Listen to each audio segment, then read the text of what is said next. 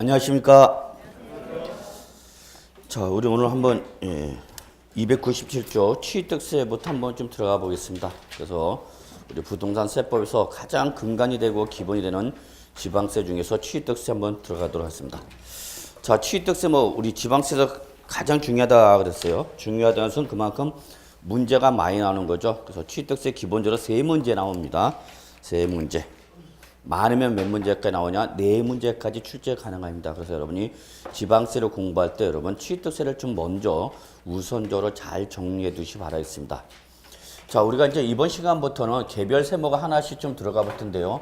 예를 들어서 우리 취득세 세 문제에서 네 문제 나옵니다. 라고 말씀드렸고요. 저는 개별세법을 공부할 때는 이렇게 전체 구조를 좀 잡습니다. 전체 구조. 그래서 제일 먼저 총설 해갖고 뭐 의의라든지요. 그 다음에 성격이라든지 이런 부분이 제일 먼저 나오네요. 결론부터 말하면 이런 부분은 뭐 시험에 나오는 부분은 거의 아닙니다. 예전에 뭐 나온 적은 있긴 있습니다만 그냥 이 부분은 인사말 정도로만 그냥 가볍게 봐두시면 될 것 같아요. 근데 두 번째, 세법도 법률행위고 법률행위는 대부분 단독행위가 아니라 당사자가 있습니다. 그랬죠? 이때 우리 세법의 당사자는 누구라고 했습니까, 여러분? 과세권자와 납세 의무자의 관계입니다. 그랬죠. 자, 이때 납세 의무는 상당히 중요합니다. 별표에서 이 부분은 시험에 아주 취득세에서도 잘 나오는 부분이에요. 과세권자는 이미 뭐 지방세인 이상 지방자치단체라는 것이 확정되어 있는 상태이기 때문에 결국은 취득세에 대한 납세 의무를 부담하는 사람이 누구냐라는 거죠. 올해도 나왔고요. 물론 취득의 개념과 연결시켜서 나왔지만은 역시 납세 의무는 상당히 중요한 부분이다라는 거죠. 그 다음에 세 번째, 모든 우리 세법의 의사결정은 첫 번째가 바로 뭐냐면 과세 여부입니다. 여러분이 실무 나가실 때도 자, 어떤 특정 세금이 부과되느냐 부과되지 않느냐 이걸 제일 먼저 판단하셔야 되는 거죠. 이때 과세 여부를 판단할 때는 두 가지가 있습니다. 첫째, 과세 대상, 과세 물건, 과세 객체라고도 합니다. 그래서 법에서 과세 대상으로 규정되어 있는 거냐 되어 있지 않느냐. 1년 내내 하는데도 요거를 감을 못 잡는 분들이 많아요. 그렇다 하더라도 그런데 법에서 과세 물건, 과세 대상, 과세 객체로 규정되어 있다 하더라도 비과세에 해당이 되면 과세 대상에서 어떻게 하는 거죠, 여러분? 제외되는 거죠. 요 비자는 안일 비자 쓴 겁니다. 그러니까 과세 대상에서 어떻게 한다? 제외한다라는 거죠. 그럼 요거는 우리가 합법적으로 세부담을 줄일 수 있는 방법이 되는 거죠. 그러니까 여러분이 잘 봐두실 필요 있죠. 물론 시험에서는 자주 나오는 부분은 아닙니다. 종합문제 쪽으로나 좀 물어봅니다. 비과세 규정은. 근데 이 취득세 비과세는 우리 지방세의 가장 기본이 되는 비과세이기 때문에 취득세 비과세만 정리해 두시면 나중에 등록면에서의 재산세는 차이점만 봐두시면 됩니다. 자, 그래서 과세 대상으로 확정이 되면 그 다음에 언제 과세할 거냐라는 과세 시기라는 시간적 기준을 다루게 되죠. 과세 시기. 특히 공인중개사인 여러분이 부동산의 매매를 중개했을 때 언제 취득한 걸로 볼 것이라는 시간적 기준을 잡아야 됩니다. 과거에는 정말 시험에 잘 나왔던 부분입니다. 최근에 출제 경향에 따르면 최근에는 뭐 단독 문제로 잘 못 나오지만 역시 종합 문제 쪽으로는 충분히 물어볼 수 있는 부분입니다. 종합 문제 쪽으로는. 그래서 여기서 취득세에서 말하는 과세 시기는 뭐를 말하냐? 취득의 시기를 말합니다. 언제 취득한 걸로 볼 거냐라는 겁니다. 언제 취득한 걸로 볼 거냐? 그럼 그 취득한 날로부터 일정한 기한 이내 취득세 납세 의무자가 법에서 정하는 대로 취득세를 내라. 그 얘기가 되는 거죠. 자, 그래서 과세 시기까지 결정되면요. 우리가 결론은 이거죠. 뭐에다가? 과세 표준에다가 세율을 곱해서 뭐가 나오는 거죠, 여러분? 산출세액이 나오는 거죠. 세법은 결론은 이거랬어요. 세법의 결론은 이겁니다. 얼마예요? 공인중개사가 되셔서 여러분이 부동산의 매매로 중개했을 때 그 취득자한테 취득세 내셔야 됩니다 라고 말씀드리면은 당연히 그 취득세를 내야 된다는 말을 들은 고객은 여러분한테 다시 하나 반문을 하겠죠. 얼마를 내야 됩니까? 얼마를. 나보고 취득세 내야 된다고 하는데 나 얼마 내야 되냐고. 그걸 모르겠죠. 결국 세금은 이거예요. 얼마예요? 제일 중요한 거죠. 그러니까 이 모든 조세의 세액은 계산 요소가 몇 가지 여러분? 두 가지. 모든 조세의 세액 계산은 두 가지입니다. 계산 요소가. 예외가 없어요. 모든 조세 세액을 할 때는 일단 뭘 잡아놓고 과표 잡아놓고 거기에다가 해당 세율을 곱해서 뭐가 나온 거죠 여러분? 산출세액이 나오죠. 이게 뭐 별표 3개. 이건 여러 번 반드시 나온다 보셔야 돼요. 출정 입장도 그렇고 여러분도 그렇고 세법을 배웠다라면 결론은 이거예요. 결론은. 얼마예요? 그래. 1년 내내 이거 하는 거야. 과표에다가 세율. 올해도 나왔고요. 세법은 뭐 나오는지 다 아십니다. 그거를 본인이 소화하느냐 못하느냐 문제지. 자, 그래서 세액이 나왔어. 그러면 세액 계산한 걸 어떻게 납세물을 이행해야 되느냐? 부가징수죠.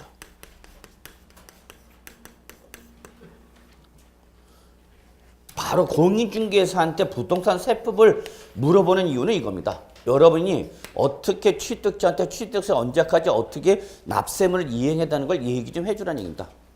여러분한테 세법을 물어보는 이유는 이거보다는 사실 이겁니다. 이거는 어디서 하느냐? 세무사나 공인회계사 계산할 것이고 여러분은 이러한 취득세라는 세금 문제가 발생하기 때문에 언제까지 어디 가서 누구한테 신고하고 납부해야 될 거냐 이거 얘기해 주는 결론. 공인중개사한테 부동산 세법을 물어보는 이유는 세무 전문가로서 이 내용을 물어보는 것이 아니라 그거는 공인회계사나 세무사가 있으니까요. 이거를 얘기해달라는 얘기입니다. 이거를. 납세무자가 납세물을 이행하는데 어떤 이러한 세금 문제가 발생한다는 걸 얘기해주라는 얘기죠. 이게 우리가 취득세에서 공부할 때 기본적인 포맷입니다. 그래서 저는 항상 모든 조세, 취득세, 등록면허세, 재산세, 종부세, 양도세 다 이 구조 하에서 이런다. 이 구조. 그래서 맨 처음에는 여러분이 조금 이걸 단순히 외우려고 노력을 하시는데 외울 필요 없어요. 1년 내내 이거 하는 건데 뭐. 모든 세금을 이 틀 하에서 접근하는 거니까 제가 여기서 말씀드린 것은 이런 틀 하에서 여러분이 접근하시는 것이 좀 더 효과적이고 그리고 이게 바로 우리 세법에서 의사결정 순서입니다. 의사결정 순서. 이러한 그래서 서브노트 우리 297쪽도 결국은 이러한 포맷 하에서 이루어지고 있다라는 걸 말씀드릴 수 있겠습니다, 여러분. 자, 그러면 우리 취득세의 총론에서 비록 시험에는 안 나오지만 인사말 정도로 가볍게 보셔야 할 것이 의의성격 있죠. 한번 같이 볼까요, 여러분? 눈으로만 보시면 돼요. 의의. 취득세를 내셔야 됩니다. 그러면 그 말을 들은 고객이 취득세가 뭔데요? 라고 물어보겠죠. 그럼 의의 보시면 이렇게 말씀을 하면 되겠죠.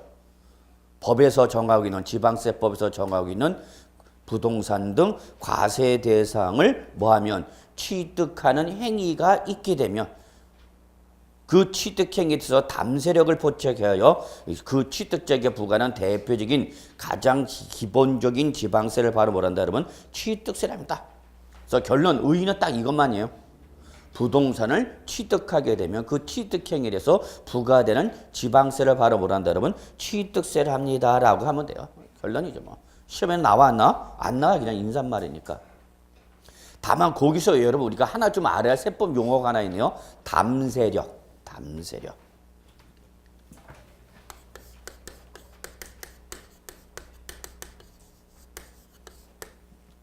담세력은 글자 그대로 여러분 조세를 부담할 수 있는 능력을 담세력이라고 합니다. 그래서 제가 한자를 쓴 거는 요거는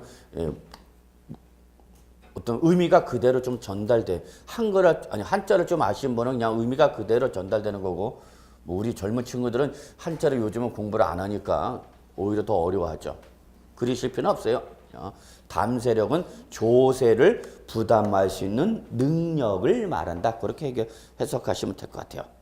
이거죠, 여러분. 자, 제가 5억짜리 아파트 샀습니다. 10억짜리 샀습니다. 연예인들이 산다는 60 몇 평짜리 20억짜리 아파트 하나 샀습니다. 그럼 그런 아파트를 부동산이란 재산을 취득했다는 것은 그만큼 경제적 능력이 있다 없다? 있다라는 거죠. 제가 여러분 다음 주에 와갖고 여러분 저 개인적으로 좀 축하 좀 해주세요. 저 이번에 조그맣게 아파트 그냥 하나 강남 타워팰레스 63평짜리 한 35억 주고 샀습니다. 20년 만에 샀네요. 그럼 어머 축하해요. 그러죠. 죄송합니다. 뭐 별로 축하 안 해주나 봅니다. 축하 좀 해달랬는데도 그냥 인상만 쓰고 있어. 하여튼 그래서 그러면 제가 그 말을 했다는 것은 여러분이 그 말을 들으면 어떤 생각이 들어? 저 세법강에서 63평짜리 강남 타워 팰리스 샀다고? 그래서 다리는 짧아도 돈은 좀 있네? 경제적 능력이 있네? 그런 생각이 들어요, 안 들어요? 들겠죠. 똑같아요. 과세권자도 그만큼 부동산이나 재산을 뭐 했으니까? 취득했으니까 그만큼 경제적 능력이 있다, 없다? 있다. 경제적 능력이 있으니까 그만큼 상하는 만큼 뭐 하나? 세금 내라. 그 얘기입니다, 여러분. 그래서 거기서 의에서 가장 여러분이 생소한 용어는 그냥 담세력이란 말만 좀 봐두시면 되죠. 다른 건 뭐 여러분 딱 보는 순간 모를 게 없죠, 뭐. 보시면 되고요. 자, 성격을 봅시다. 성격. 예전에 성격도 좀 시험 문제로 나왔어요. 근데 요즘은 이제 과거는 이제 초창기니까 이제 좀 가장 기본적인 문제가 나왔다면 지금은 이제 문제가 어려지다 보니까 이제 잘 안 나오지만 우리가 성격을 좀 봐둘 필요는 있어요, 여러분. 취득세란 놈을 이해하기 위해서는 성격을 알아야 돼요. 사람이나 사물이나 결론은 뭐가 중요한 거예요? 성격이 중요하죠. 제 생각은 해요. 성격이 원만한 사람이 인생을 살아가는데도 좀 원만한 거고, 저같이 좀 까칠한 사람, 쪼맨해갖고 쫀쫀해갖고 그럼 인생이 피곤해져요. 저같이. 자, 그럼 제일 먼저 거기 성격이에요, 여러분. 저는 이걸 강조합니다. 취득세 성격 중에서 가장 기본적으로 여러분이 중요해야 될 것이 취득세라는 놈을 이해하기 위해서 가장 기본적인 성격이 뭐냐, 얘는 무슨 세냐면 행위세랍니다. 이게 취득세에서 여러분이 가장 기본을 둬야 되는 성격입니다. 취득세는 무슨 세다고요, 여러분? 행위세입니다.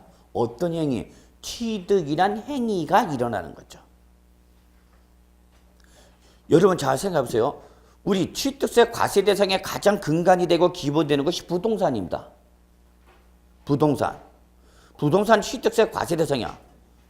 그럼 부동산이 수많은 부동산인데 난 취득세 한 번도 안 냈다. 제가 그래. 아직 취득세 한 번도 안 냈어요. 취득세를 한 번도 안 냈다는 것은 다른 말로 말하면 무슨 행위가 없었다는 얘기야? 취득이란 행위가 없었다는 얘기죠. 부동산 자체가 과세 대상이 아니라 부동산을 뭐 해야 되는 거야, 여러분? 취득하는 뭐가 있어야 되는가? 행위가 있는 거죠, 행위가. 저는 이 행위를 안 해요. 그래서 세금 안 내죠, 취득세. 취득세 안 내니까 뭐도 안 내죠, 여러분? 재산세도 안 내죠. 재산세 안 내니까 뭐도 안 내죠? 종부세도 안 내죠. 그리고 마지막에 뭐도 안 내죠? 양도소득세 내죠. 내는 세금이 있어, 없어? 없어. 그래서 집에 가서 위풍당당 보부당당하고 집사람한테 얘기하죠. 당신은 남편 잘못 만났어요. 이러면 세금 안 내는 걸 좋은 걸로 생각해. 당신 남편 잘못 만나서 취득세도 안 내고 재산세도 안 내고 양도소득세 안 내니 우린 세금에서 해방된 거 아니냐. 그래도 그 말하면 좋아할 줄 알았더니 웬걸요 밥주걱만 날랍니다. 이 스키가 와서 사기치는 소리 하고 있어요. 그래요, 여러분. 취득세는 가장 중요한 것이 무슨 세다, 여러분? 행위세입니다. 취득이라는 뭐가 일어나야 된다? 행위가 없으면 취득세 내는 거 안 내는 거? 안 내죠. 그래서 이 행위세로 인해서 여러분 취득세는 언제 내는 거 그러면? 취득이란 뭐가 있을 때? 행위가. 근데 여러분 여기 잠깐. 그럼 이 행위는 사람마다 발생 빈도수가 같아요, 달라요? 다 달라요. 저는 아직 취득이라는 행위가 안 일어났지만 여러분 여기 앉아 계신 분 중에는 여러분 중에서 이미 취득 행위가 엄청나게 일어난 분도 계실 거고 아직 취득 행위가 일어나진 않았지만 조만간 일어날 가능성이 높으신 분도 있는 거고 저 같은 사람은 아예 포기한 거고 그러니까 문제는 이 행위가 언제 있느냐가 문제예요. 언제. 이건 누가 알아요? 행위가 있을지는. 여러분이 알아요? 여러분이 언제 취득할 건지 여러분이 예상할 수 있지만 언제 취득할지 여러분도 모르죠. 뭐. 돈이 모여야죠. 그러니 제3자인 과세권자는 이 행위가 제가 취득이라는 행위가 언제 일어날지 알아 몰라? 몰라요. 그러다 보니까 이 행위, 이 발생 빈도수가 어떤 계속적, 반복적, 정기적으로 발생하는 것이 아니라 얘는 성적인 행위세다 보니까 이례적, 일시적, 우발적으로 과세할 수밖에 없는 거죠. 이런 행위가 뭐하면? 일어나면 그 행위에 대해서 몇 번만? 한 번만. 근데 언제 발생해? 정기적이야? 아니, 일시적, 우발적이죠. 언제 일어날지 사람마다 모른다는 얘기야. 여러분 중에서 행위라는 게 취득행위가 많이 일어난 분도 계실 거고 나는 취미가 부동산을 수집하는 게 취미다. 그런 사람도 계셔요. 그래서 모 학교 교사분, 여자 교사분이었는데 취미가 결혼도 안 했어, 그분은. 믿을 놈들이 없대. 꼭 없는 건 아닌데, 나도 있는데. 그래서 그분은 결혼을 안 하고 부동산을 사요, 주택을. 그래서 주택을 26채인가 그렇게 샀어요.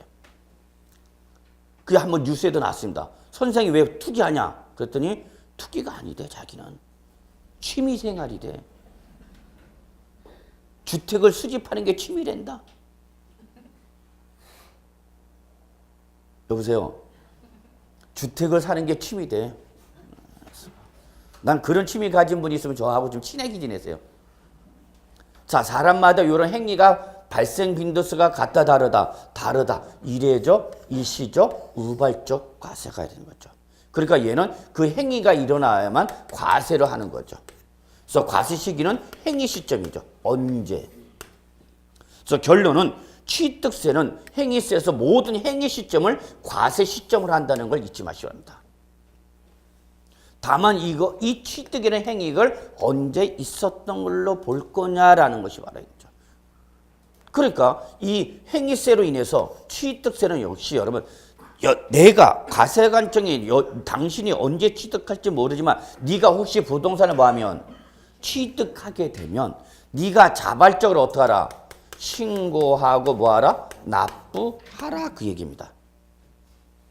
왜? 사람마다 행위 시점이 취득이라는 행위 시점이 언제인지 모르니까 혹시 취득이라는 행위가 일어나면 누가 납세 의무자 네가 스스로 어떻게 하라? 법에서 정하고 있는 기한 내에 뭐 하시오? 신고하고 납부하시오. 그래서 취득세는 납부 이 부가징수의 원칙이 뭐냐? 신고 납부를 취할 수밖에 없어요. 근데 취득한 이후 보유할 때 부과되는 게 바로 뭐라고 했죠, 여러분? 재산세랬죠. 재산세는 매년 계속적, 반복적, 정기적으로 과세합니다. 그러면 매년 내는 세금을 납세의무자 네가 직접 계산해서 신고하고 납부하라고 할 수 없으니까 그때는 과세관청이 그 재산 소유자한테 재산의 가액을 조사해서 뭘 부과하는가? 보통징수 방법에서 고지서를 매년 보내는 거죠. 그럼 얘는 왜 보통징수 방법이 아니라 신고 납부할 수밖에 없냐? 취득이라는 행위가 사람마다 같으니까 다르니까 혹시 그 취득 행위가 있게 되면 네가 자발적으로 어떻게 하라? 신고하고 납부하라. 그래서 취득세 부가징수는 뭐로 갈 수밖에 없는 거예요, 여러분? 신고 납부죠. 이게 재산세와 다른 점입니다. 그러면 취득세는 몇 번 내는가? 매년 내는가? 아니, 행위세니까 그 행위에 대해서 몇 번만 내면 되는가? 한 번만. 근데 그 과세 시점이 언제인지 알아? 몰라. 계속적, 반복적, 정기적이 아니라 여기는 뭐야, 여러분? 일시적, 우발적. 언제 일어날지 모른다는 얘기죠. 그래서 가장 중요한 성격이 여러분, 취득세는 무슨 세다라는 거 잊지 마세요. 행위세입니다. 행위세. 취득이란 행위가 일어나야만 부과하는 성격이 주세다는 얘기입니다. 가장 중요한 거죠, 뭐. 그 다음에 여러분 거기에 이런 말이 있네요, 여러분. 응능과세란 말이 나와요. 응능과세. 조금 이제 이것도 한자죠. 응능과세.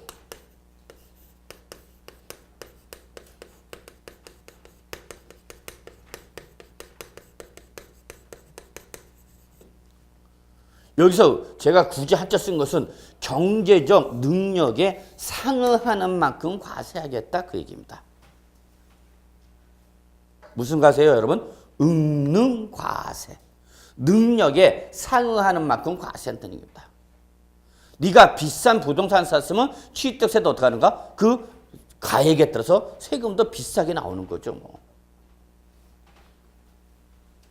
그래서 여러분이 잊으시면 안 되는 것 중에 하나가 바로 취득세는 무슨 과세다 여러분? 응능과세입니다. 응능. 경제적 능력에 상응하는 만큼 과세하겠다.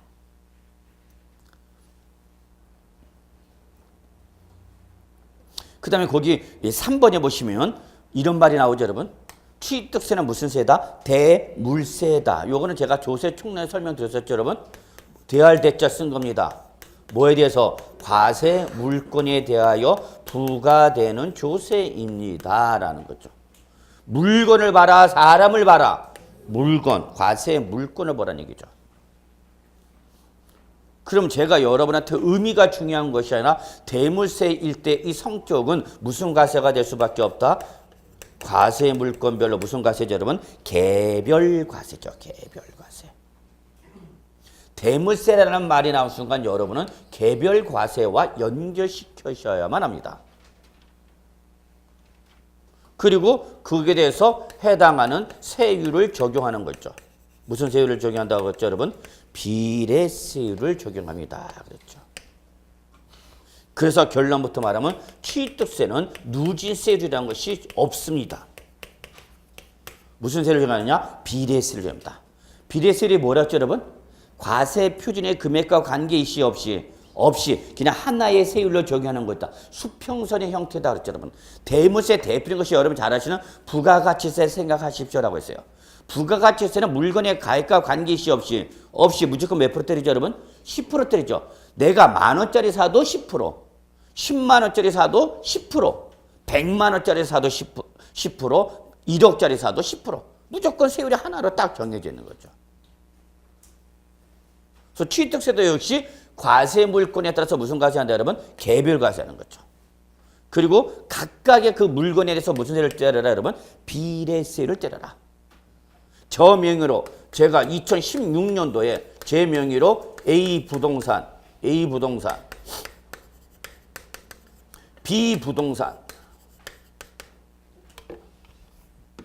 C 부동산 몇 개를 샀어요? 3개를 샀죠. 제 명의로 몇 개 샀다고 여러분? 3개. A 부동산, B 부동산, C 부동산 3개 샀다는 얘기예요. 그러면 취득세를 때릴 때는 사람을 봐라, 물건을 봐라. 물건을 보라는 얘기예요. 물건. 그러니까 결론은 제가 A, B, C라는 부동산의 취득이 몇 번 일어났으면 3번 일어났을까? 취득세도 몇 번 내라는 얘기야? 3번 내라는 얘기야. 각각에 대해서 따로따로 과세하라 그 얘기죠. 그래서 무슨 과세다고 여러분? 개별 과세. 그리고 이때 적용되는 세율은 그 취득의 형태에 따라서 정해진 세율로 때리면 된다. 무슨 세율 때린다고 여러분? 비례세율이죠. 이러한 개념으로 잡아주시면 되죠. 그럼 우리가 여기서 제가 합상과세란 말을 설명드렸죠? 합상과세할 때는 누굴 봐라 여러분? 사람을 봐라, 물건을 봐라. 사람. 여기서 사람은 누굴 말하는 거예요 여러분? 납세 의무자. 그러면 A, B, C라는 부동산을 누구 명의로 샀어요 여러분? 갑. 그러면 만약에 대위세다 그러면 누굴 봐라는 얘기야? 물건을 봐라, 갑을 봐라. 갑을. 갑의 명의로 몇 개 샀다? 3개. 그럼 이걸 합산해서 과세라는 얘기죠. 합한 가액에 대해서 과세라는 얘기죠. 1억짜리다, 5억짜리다, 그 다음에 4억짜리다. 그러면 대물세는 1억짜리에 대해서 하나, 5억짜리에 하나, 4억짜리에 대해서 하나. 몇 번 내는가? 3번. 각각의 가액에 대해서 때린 거죠. 근데 무슨 세가 되면? 대위세. 그럼 이걸 어떻게 하라고요? 합하죠. 합한 가액은 얼마 되는 거예요 여러분? 10억이죠. 그러면 이때 합산과세할 때 항상 어떤 세율이 나와야 된다고 했죠 여러분? 누진세율이 나와야 된다 했어.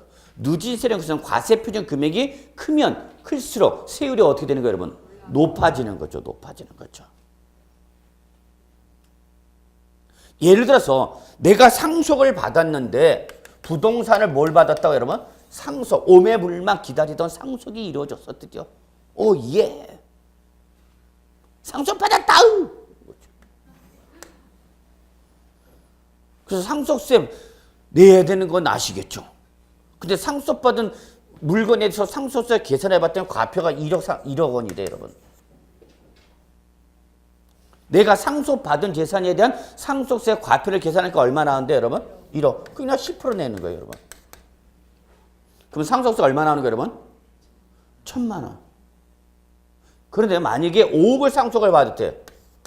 얼마 상속을 받았다고요? 5억을 상속을 받았대요. 여러분 얼마 정도 상속해 주면 좋겠어? 얘기를 해봐. 내가 부모님한테 얘기해 줄 테니까. 상속세 계산해 봤더니 과표가 얼마 나왔대요, 여러분? 5. 자, 5억 원일 때 상속세가 어떻게 되냐? 1억까지는 몇 프로예요, 여러분? 10%. 그럼 얼마? 1,000만 원. 그리고 1억을 초과해서 5억까지 해당하는 금액 얼마? 4억. 4억 원에 대해서는 몇 프로 세를 때리냐? 20% 세를 때려줘요, 여러분. 10%가 아니라 1억을 초과하는 금액 얼마? 2억부터 5억까지 4억은 몇 프로 세를 때리는 얘기 여러분? 20% 때리는 거죠. 그러면 4억 원에 20%가 얼마 되는 거예요, 여러분? 8천만 원 되는 거죠. 그러면 결론 5억 원일 때 누진세는 얼마 되는 거예요, 여러분? 9천만 원이죠. 9천만 원. 단순히 10% 때리면 얼마인데? 5천만 원인데 누진세로 과세가 얼마 되어버렸어요, 여러분? 9천만 원. 커졌어, 작아졌어? 커졌죠, 커졌죠. 이게 누진세의 개념이에요, 여러분. 그러면 상속받은 재산이 크면 클수록 상속세를 적게 낸다, 더 많이 낸다? 더 많이 내는 거야, 더 많이. 그러면 상속세 안 내려면 우리는 어떻게 하면 돼? 안 받으면 되죠. 그래서 저는 상속세 안 낼 예정이에요, 지금. 까불고 있어. 내가 세금 안 내려고 하는 사람이야, 나는. 여러분, 누지세 개념하고 비례세를 개념은 달라지죠? 비례세는 무조건 전체 돼서 몇 프로 세를 때는가? 하나의 세를 때는데 누지세는 구간에 따라서 정해진 세율이 되는 거죠. 그래서 예를 들어서 1억까지는 10%, 5억까지는 1억을 초과해서 5억까지는 20%, 5억을 초과해서 10억까지는 20%. 1, 5, 10, 그 다음에 30. 그래서 여기까지는 몇 프로냐? 10%. 5억까지는 몇 프로? 20%. 10억을 초과할 때까지 10억까지 얼마? 30. 30억까지 얼마? 40. 30억을 초과하면 몇 프로? 50%. 그래서 최저 상속세는 몇 프로부터 출발해서 10%부터 출발해서 최고 몇 프로까지? 50%까지 가는 거죠. 50%까지. 그러니까 이 금액의 과표, 상속받은 재산이 크면 클수록 세금이 엄청 누진적으로 커지는 거죠. 아, 우리 이거 생각하시면 되죠, 여러분. 며칠 전에 뉴스에 나왔네요, 여러분. 내년에는 정교금 누진세 완화한다 그랬죠. 구간을 축소시켜갖고 단계별로 누진세가 확 커지는 걸 줄여버려서 3단계인가 이렇게 줄여버리게 들었어요. 똑같아요, 이런 것도. 자, 그래서 여러분 거기 성격에서 여러분 우리 행위세, 대물세, 응능과세. 자, 마지막. 성격에서 여러분이 절대 놓치지 말아야 될 것이 실질과세입니다. 제일 중요합니다. 실질과세 원칙이 제일 중요한 겁니다. 성격 중에서 제일 중요한 게 실질과세 원칙입니다. 이 실질과세 원칙은 여러분 우리 세법상 기본 원칙 중에 하나입니다. 세법의 가장 기본 원칙 중에 하나입니다. 기본 원칙이라서 모든 조세의 기본이며 공통적으로 적용되는 원칙이라는 얘기입니다. 어렵게 생각하실 필요 없어요. 그러면 실질 과세는 뭐를 말하냐? 어떤 특정한 사건에 대한 경제적 실질과 그 특정한 사건에 대한 경제적 실질과 그에 따른 법률상 형식적 요건이 법률상 형식상 요건이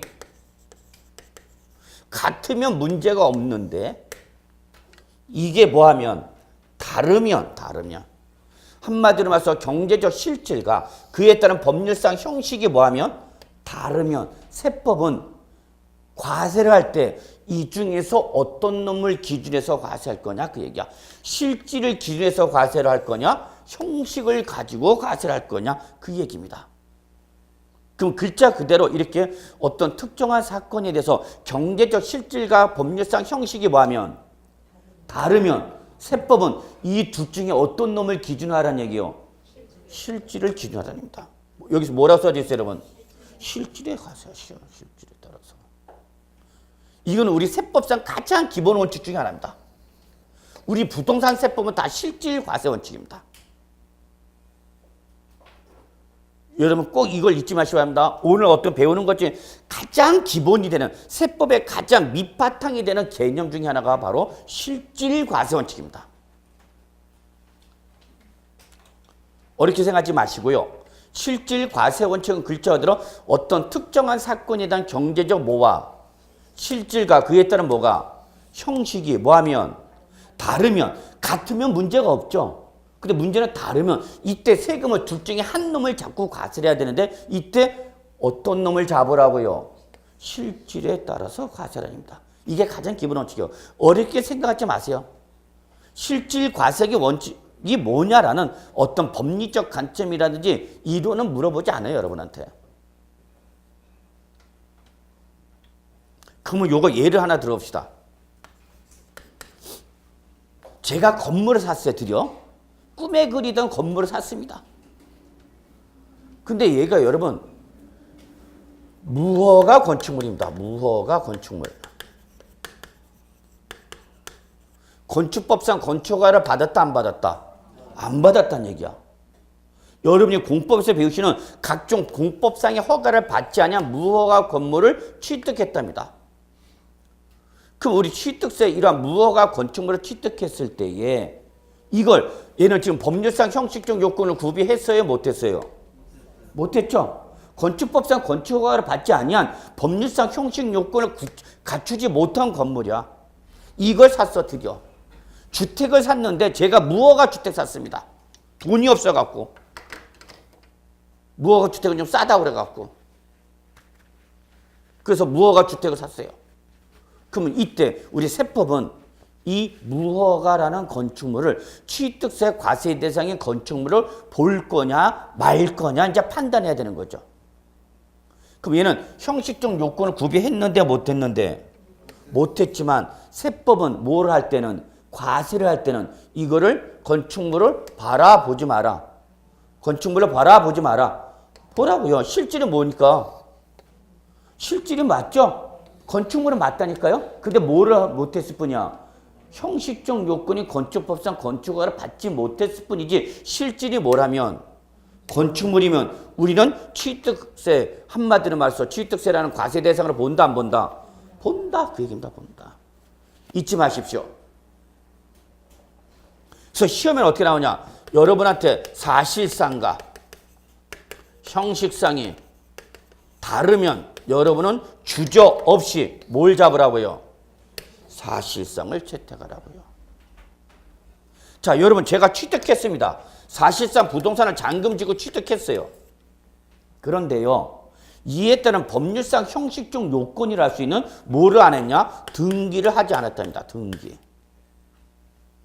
그럼 이제 완벽한 형식적 요건을 갖췄어? 못 갖췄어? 못 갖췄죠. 부동산을 뭐 했는데? 취득했는데 그에 따른 뭐를 안 하고 있는 거예요, 여러분? 등기를 안 하고 있대. 실질은 뭐 했는데? 취득했는데 그에 따른 법률상 형식적 요건이라는 뭐는 등기는 했다 안 했다? 안 했다. 그럼 지금 실질과 형식이 같아요 달라요?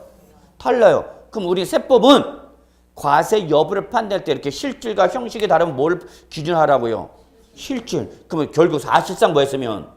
취득했으면 뭘 하지 않았어도?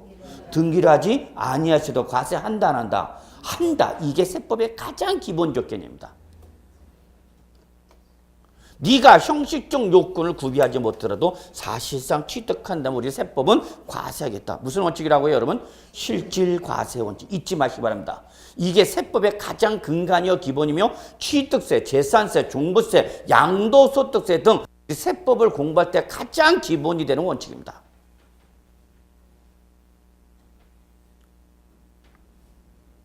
그런데 요거에 따른 예외가 요거와 반대되는 게 하나가 있습니다. 그럼 실질 과세 원칙의 반대는 뭘까요, 여러분? 형식주의 과세죠, 뭐.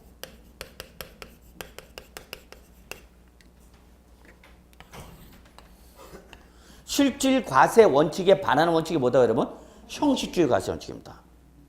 그럼 얘는 글자 그대로 해석하시면 되죠. 어떻게 해석하면 되는가?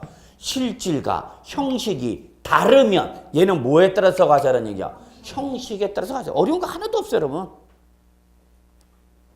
제가 아는 법 중에서 세법이 가장 쉬워. 가장 잘 나타나고 있어, 현실과 함께. 얘는 실질에 따라서 과세라는 얘기고 얘는 형식주의 과세라는 얘기. 그러면 뭐가 원칙이고 실질 과세 원칙이 대원칙인 거고 요 실질 과세 원칙에 뭐가 있다? 예외가 있다. 예외가 있다.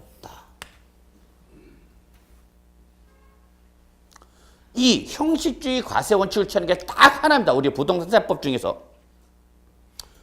기억해 두실 필요는 있어요. 남들은 다 무슨 과세 원칙을 취하는데?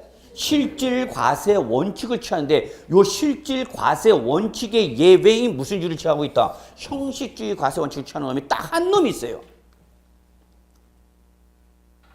그게 바로 뭐냐면 등록면허세입니다. 꼭 체킹해 두실 필요는 있습니다. 남들은 다 실질 과세 원칙을 취하는데 뭐는 등록면허세는 무슨 주를 취한다 그러면 형식주의 과세 원칙을 취한다. 이게 등록면허세의 가장 중요한 특징입니다.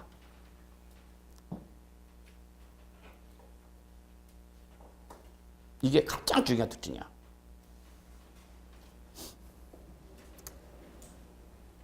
놓치면 안 됩니다. 그래서 절대 등록면허세는 절대 나중에 우리가 알겠지만 무슨 말이 못 나오냐면 사실상이란 말이 절대 못 나옵니다. 등록면허세에서 무슨 말이 나오면 사실상이란 말이 나오면 무조건 틀린 겁니다. 예, 최근에 시험에 나왔네요.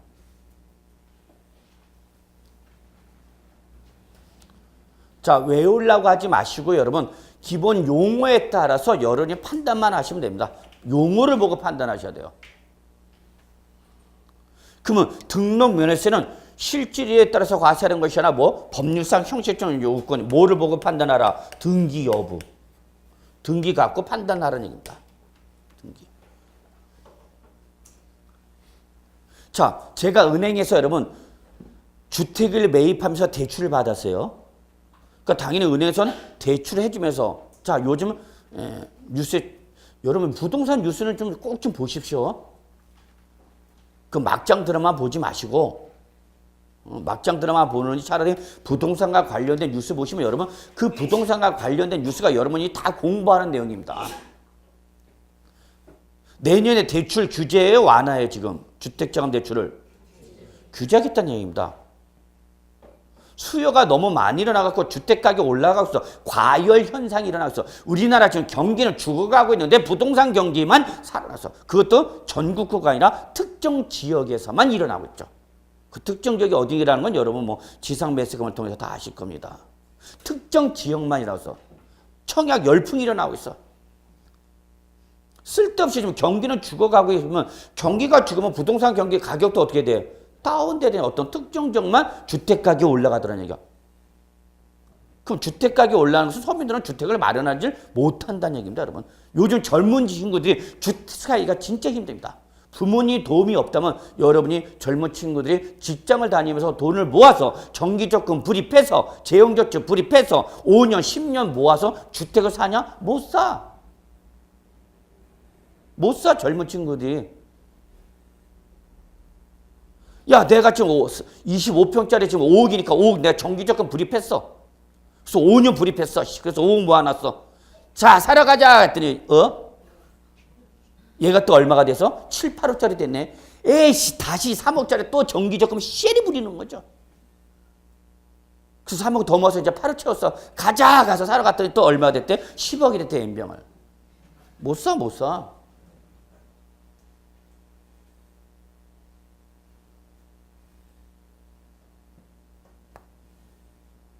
아이, 흥분하면 안 되는데.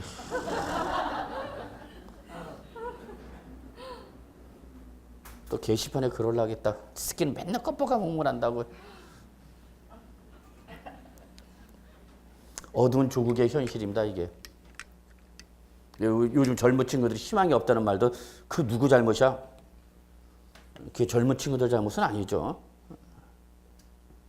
자, 그래서 여러분 결론 낼게요. 대부분의 우리 세법은 무슨 과세 원칙을 취하고 있는데 실질 과세 원칙에 따르는데 예외가 뭐가 있고 형식주의 과세 원칙이 있고 그게 뭐가 있다 그러면 등록면허세. 등록면허세는 실질에 따라 봐라, 형식에 따라 봐라. 형식. 그래서 제가 은행에서 주택자금 대출을 받았어. 할 수 없이 대출을 받았어. 내 돈만으로는 못 사겠어. 그러면 은행에서 대출을 해주면서 여러분이 매입하는 주택을 뭘 설정하죠, 여러분? 담보권이라는 거를 설정하겠죠. 그래서 부동산에 대한 담보 물권이니까 뭘 설정하는 거죠? 저당권이라는 권리를 취득하는 거죠. 내가 너한테 돈을 빌려줬고 그 담보로 해서 네가 담보 제공 부동산에 내가 뭘 받아 은행이 저당권이란 권리를 갖겠죠. 그래서 네가 돈을 못 갚으면 이걸 뭘 집어넣어 갖고 경매 집어넣어서 나 대출금 회수하겠다라는 권리를 취득하는 거죠. 저당권 설정 계약서를 씁니다, 여러분이. 저당권 설정 계약서에 서명 날이 안 하면 은행에서 대출 안 해주거든요. 그럼 저당권 설정 계약했어. 그러면 은행은 저당권이란 권리를 가져 안 가져? 가졌어요. 계약이 했으면. 근데 그러한 권리를 갖고 있다는 걸 제3자한테 뭐 해야 돼? 알려야 되는 거죠. 제3자, 불특정 다수인한테 알린다는 걸 우리는 두 글자로 뭐라는 거예요, 여러분? 공시. 알린다는 얘기야, 널리. 그래서 우리 은행이 이 A라는 주택에 대해서 저당권이라는 권리를 갖고 있습니다라는 권리를 제3자한테 대항력을 갖추기 위해서 뭐 하는 거죠, 여러분? 저당권 설정 등기를 해야 되겠죠? 그죠? 등기를 하는 이유는 제3자한테 뭐를 하기 위한가? 대항력을 갖추기 위한 겁니다. 대항력. 드러나 봤나, 대항력? 그쵸. 공시법 사는 게 맨날 그거일 텐데. 근데 은행에서 아직 등기를 안 했어. 아직 뭐를 안 했다고요? 등기를 안 했대. 직원이 바빠서 휴가 가느라고 등기를 안 했어. 그럼 은행은 저당권이랑 권리는 갖고 있어, 안 갖고 있어? 응? 권리가 없는가, 은행은 그러면? 아니야, 저당권 권리는 갖고 있다니까? 다만 그거에 대한 뭐를 아직 안 했을 뿐이지. 등기를 안 했을 뿐이죠. 그럼 은행은 당연히 저당권 설정 계약서를 가지고 첨부해갖고 등기 신청을 합니다. 등기소 가서. 등기소 가서 저당권 설정 등기하는 거죠. 물론 은행원이 직접 안 하고 누구한테 위임하냐? 법무사한테 위임을 하겠죠. 법무사한테 콜하면 뛰쳐옵니다. 사무장이. 이번에 집단기표 등기 들어갑니다. 그러면 완전히 거기서는 그 법무사 사무실에 목숨 걸고 오는 거죠. 각 법무사 사무실 자기한테 달라고 생 난리인데요. 걔들은 그거 먹고 사는 거야, 저당권 대행력이. 그럼 자 보세요. 저당권이나 권리는 발생했지만 뭐를 안 했다고요? 등기. 그러면 등기를 할 때 기본적으로 내는 세금이 뭐라고 여러분? 등록 면허세라고 그랬죠? 이름은 뭐로 돼 있지만 등록으로 돼 있지만 우리가 공부할 때는 뭘로 생각해서 여러분? 등기로 생각하라고 그랬죠? 등록은 뭐로 생각한다 여러분? 등기. 자 그러면 이때에 은행은 뭐를 하지 않았다고요? 등기 안 했답니다. 그러면 결론 낼게요. 은행은 등록 면허세 납세 의무가 있어요, 없어요? 세법은 이거야. 내야 돼요, 안 내야 돼요? 자, 등록 면허세 내요, 안 내요? 내야 돼, 안 내야 돼? 에이, 집에 갈까? 1교시 끝나고 가야 되겠다. 선생도 마음에 안 들어 죽겠는데 내용도 못 알아듣겠네. 여러분 결론 은행은 등록 면허세 납세 의무자예요, 아니에요? 아니다고요. 뭘 안 하니까? 등기. 등록 면허세는 오로지 뭐 갖고 판단하라 여러분? 등기를 가지고 판단하라. 등기라는 형식적 요건이 있느냐 없느냐만 판단하라는 얘기야. 근데 이거를 취득한 사람은 취득세는 납세 의무가 있어요, 없어요? 있어요. 무슨 등기를 안 하도? 이전 등기를 안 했대. 매수자가 이전 등기를 아직 안 했대. 매수자가 이전 등기를 안 했대. 자기 명의로. 그러면 매수자가 자기 명의로 이전 등기를 하지 아니한 부동산에 대한 취득세는 납세 의무가 있어요, 없어요? 어? 있어요? 있어, 없어? 있다고요, 있다고요. 취득세 무슨 과세 원칙이니까? 실질 과세 원칙이니까 네가 형식적 요건이 뭐를 하지 않았어도 등기라는 형식적 요건이 완비가 되지 않았어도 네가 사실상 어떻게 했다면 취득을 했다면 취득세는 내야 된다, 안 내야 된다? 내야 된다는 얘기야, 여러분. 결론 낼게요, 여러분. 이건 우리 세법을 여러분이 세법 조문을 해석할 때 가장 기본이 되는 원칙 중에 하나입니다. 무슨 과세 원칙이요? 실질 과세 원칙. 한마디로 다시 한번 정리할게요. 1교시 때 우리 이번 시간에서 제일 중요한 개념은 이겁니다. 이것만 알아도 여러분 앞으로 세법을 공부할 때 어떤 세법의 해석을 할 때 이 요건을 가지고 판단하면 됩니다. 마무리할게요. 실질 과세 원칙은 경제적 어떤 특정한 경제적 사건이 발생하는데 그에 따른 경제적 실질과 그에 따른 법률상 형식이 일치가 되면 문제가 없는 거죠, 여러분. 근데 일치되지 않으면 한마디로 실질과 형식이 뭐하면 다르면 실질 과세 원칙은 이 둘 중에 어떤 놈을 선택하라? 실질에 따라서 과세하라. 그래서 매수자가 부동산을 매매로 취득한 자가 그 취득에 따라서 내가 매매 대금을 지급하고 매매 대금을 완납함에 따라서 매도자한테 소유권 이전 등에 필요한 서류 권리증 넘겨받고 내가 그 부동산을 점유해서 내가 지금 독점적 배타적 사실상 또 사용하고 있어. 근데 아직 뭐는 안 했어? 등기는 아직 안 했어. 그러면 취득세, 과세관청은 얘를 취득세를 때려야 돼, 말아야 돼 판단할 때에 우리는 뭐 갖고 판단하라? 실질. 그러면 뭘 안 했어도 등기를 하지 아니하였다도 사실상 뭐 했다면 취득했다면 우리는 취득한 걸 본다 안 본다? 본다. 따라서 이때 미등기로 취득한 사람 취득세 납세 의무이 있다 없다? 있다. 근데 그 등기에 대해서 과세를 하게 되는 뭐는 등록 면허세는 실질 과세 원칙의 예외로서 걔는 실질을 봐라 형식을 봐라. 얘는 형식을 봐라. 그러니까 뭘 하지 않는 이상은 등기를 하지 않는 이상은 등록 면허세 납세 의무가 있다 없다? 없다라는 걸 잊지 마시기 바랍니다. 이걸 뭐라고 그런다 여러분? 우리 실질 과세 원칙이랍니다. 그래서 항상 우리 취득세는 여러분 298조 한번 잠깐 보시려면요. 실질 과세 원칙으로 첫 번째 문구로 나오는 게 여러분 298조 메인 위에 이런 말이 있습니다. 엄격한 무슨 주의? 실질주의. 엄격하대 그것도 또. 그래서 부동산 등의 취득은 자 밑줄 뭐로 하지 않았어도 등기 등을 이행하지 아니한 경우라도 298조 맨 위 예. 등기 등을 이행하지 아니한 경우라 도자 했던 거라면 여러분 여기 도에 또 슬픈 의미가 숨겨 있답니다, 여러분. 라도 사실상 뭐 했으면 취득했으면 우리는 어떡하라? 취득한 걸로 본다. 무슨 과세 원칙 여러분? 실질 과세 원칙. 외우는 게 아니죠? 그냥 용어로만 그냥 전달되면 되는 거예요, 여러분. 근데 거기 제가 뭐라냐면 등기를 이행하지 아니한 경우라도 도자 했던 거라면 그렇죠? 자, 여기에 함축된 의미가 있습니다. 무슨 말이냐면 부동산을 취득했는데 그 취득한 부동산에 대해서 뭐가 이루어진 것은 물론이지만 자, 이 말이 생략되는 거 여러분 거기에는 등기가 이루어진 경우는 물론이고 설사 뭐가 안 됐어도 등기가 이루어지지 아니하였다 하더라도 사실상 뭐 했다면 취득을 하였다라면 이때는 뭐 한 거로 본다? 취득한 거로 보겠다 그 얘기입니다. 자, 여러분 여기서 주의할 거 뭐를 하지 않았어도 등기 등이 이행되지 아니한 경우라도라고 했죠. 그럼 여기는 어떤 의미가 있다? 등기가 이루어진 것은 물론이고 이 말이 생략됐는가? 등기가 이루어진 것은 물론이고 당연한 거고 설사 등기가 이루어지지 아니하였다 하더라도 사실상 뭐 했다면 취득하였다면 취득한 걸 본다 안 본다? 본다. 결론 취득세 과세한다 안 한다? 한다. 뭐를 안 했어도 등기를 하지 않았어도 사실상 뭐 했으면 취득했으면 그 의미를 꼭 좀 기억해 두시기 바랍니다.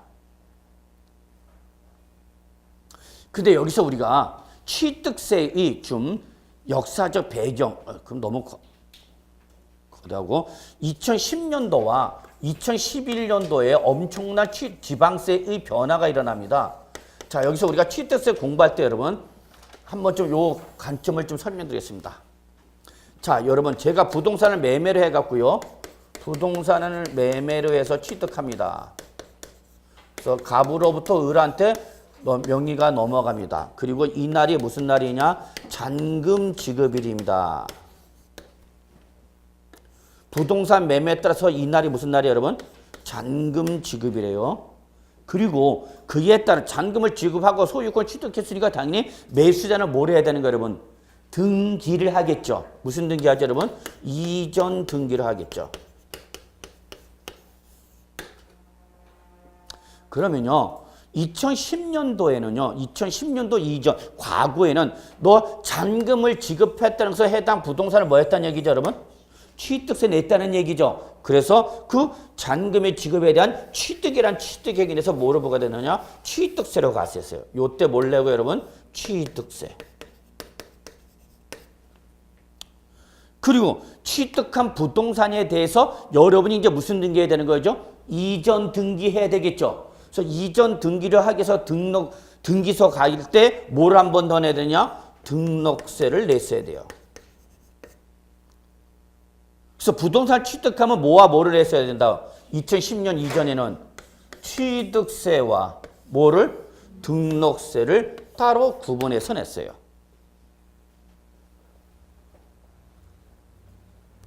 그래서 취득세 무조건 취득세 몇 프로였냐? 2%였고요. 매매로 인한 소유권 이전 등기일 때 등록세는 몇이었냐? 2%였어요. 다시 한번 부동산을 잔금을 지급해서 뭐하면 취득하면 우린 이 잔금을 지급한 날에 뭐한 걸로 봐서 취득한 걸로 봐서 취득세 납세무가 발생하는 거예요. 몇 프로에 대해서? 2%. 그리고 여러분이 그 취득한 부동산 당연히 뭐 해야 되는 거예요, 여러분? 이전 등기해야 되겠죠. 여러분 명의로 바꿔야 될 거 아니야. 그럼 여러분 명의로 등기를 하고자 할 때는 뭘 내야 된다고? 등록세를 냈어야 돼. 등록세. 그러면 결론은 부동산을 취득하면 취득세 2%와 등록세 2%를 냈어야 돼. 몇 번으로? 2번. 그런데 2011년부터는 어차피 네가 부동산 취득하면 뭐하니까? 등기를 할 테니까 요 취득세와 등록세를 합쳐서 뭘로 가세하느냐? 취득세로 가세해버립니다. 그래서 지금 몇 프로 내냐 하면 4% 내요. 지금 취득세 4%는 종전 취득세와 종전 등록세가 합쳐진 겁니다. 잊지 마시기 바랍니다. 요거 개념을 좀 이해해 두셔야 돼요. 어차피 너 부동산을 뭐 하면 취득하면 뭐도 내고 취득세도 내고 이전 등기했다는 뭐도 내고 등록세도 내야 돼. 그러니까 은행이나 과세관청에 신고를 몇 번 해야 돼? 2번. 그러니까 번거롭게 2번 하지 말고 그냥 한 번에 뭘로 내라? 취득세 내라. 그래서 2011년부터는 뭐와? 취득세와 등록세가 합쳐져서 뭘로 낸다 여러분? 취득세로 과세가 된다는 걸 꼭 좀 이해해 주시기 바랍니다. 요거를 좀 이해해 두셔야 돼요. 그래야 나중에 여러분 세율이 어렵지 않습니다. 이거를 이해를 못하면 여러분 세율이 어려워져. 그래서 결론 낼게요. 지금 현재의 뭐는 취득세는 종전이 뭐와? 취득세와 종전의 등록세가 어떻게 된 거다? 합쳐진 겁니다. 합쳐진 겁니다. 요걸 꼭 좀 기억해 두셔야 돼요. 그래서 종전 취득세 몇 프로 했다 여러분? 2%. 그리고 매매로 인한 유상 이전 등기 때 등록세는 몇 프로 냈다고요? 2%. 이걸 지금은 그냥 따로 내지 말고 그냥 취득세를 몇 프로 내라? 4%. 그럼 몇 번에 끝내는 거예요, 여러분? 한 번. 그래서 2번 냈고 한 번으로 과세하게 됩니다. 이게 현재 취득세입니다. 요거를 좀 이해해 두시기 바랍니다. 그래서 지금 취득세는 종전의 취득세와 종전 등록세가 합쳐지고 종전의 취득세는 무조건 몇 프로였다고 여러분? 2%였어요. 종전에는 취득세는 무조건 2%였어요. 취득하는 물건이 뭐냐를 묻지 않고 무조건 2%였어요. 그런데 등록세는 등기 유형에 따라서 등록세 세율이 달라진 거를 지금은 합쳐서 그냥 뭐로 내라? 취득세로 내라는 걸 잊지 마시기 바랍니다. 자, 그래서 여기까지가 우리가 취득세에서 말씀드린 기본적 구조, 그 다음에 의의와 성격을 말씀드렸고요. 특히 첫 번째 시간에서 가장 중요한 내용은 뭐라서 여러분? 실질과세 원칙입니다. 라는 걸 말씀드렸다는 걸 다시 한번 강조하면서 자, 1교시 여기까지 하고 좀 10분 쉬겠습니다.